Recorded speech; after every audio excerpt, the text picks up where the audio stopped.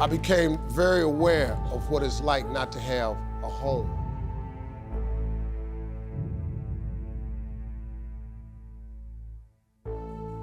You know, a home, man, is important, no matter how small it is, no matter how bare or meager.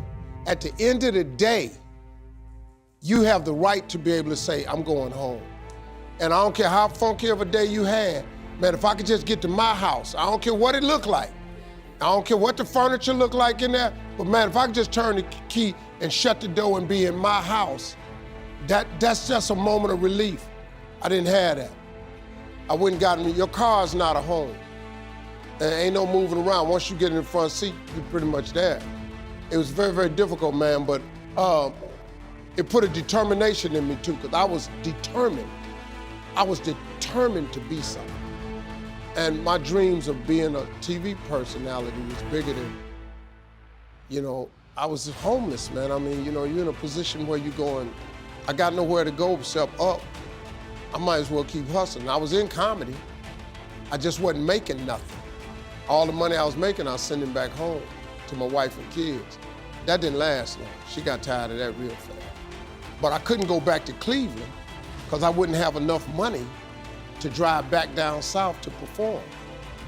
One time I drove to the house in Cleveland. I finally got enough money. I drove to the house in Cleveland. Everybody was gone. I didn't see my kids for almost 2 years. I ain't see her, nothing. So they just left, boarded up the house. So I said, okay, I ain't got nowhere to go. So next thing you know, I'm in the car. I lived there, but it taught me determination, man. I'm a really, really determined person. It also taught me that no matter what happens to you, it ain't over. It ain't over.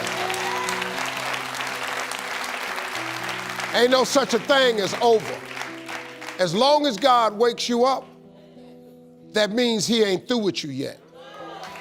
And if he wakes you up, you got a shot to correct it and get it right. And he kept waking me up. So I figured, okay, God wakes you up. That also means that he has something for you that you've yet to receive. So as long as he was waking me up, I figured what else? He can't take nothing else from me. I ain't got nowhere to stay, so. You have a great life in front of you. But your great life is in front of you. It's not behind you. What you did back there was learn the lessons to get you to where you are at this particular moment right here. Do you know, man, that you can actually mess your life completely up? You can jack it all the way up and you can turn around and get it right. Do you understand that? I lost everything twice. I don't know if you've ever lost everything before, but I've been bottomed out twice. I done seen rock bottom 2 times. I've been through some walls up in here, man.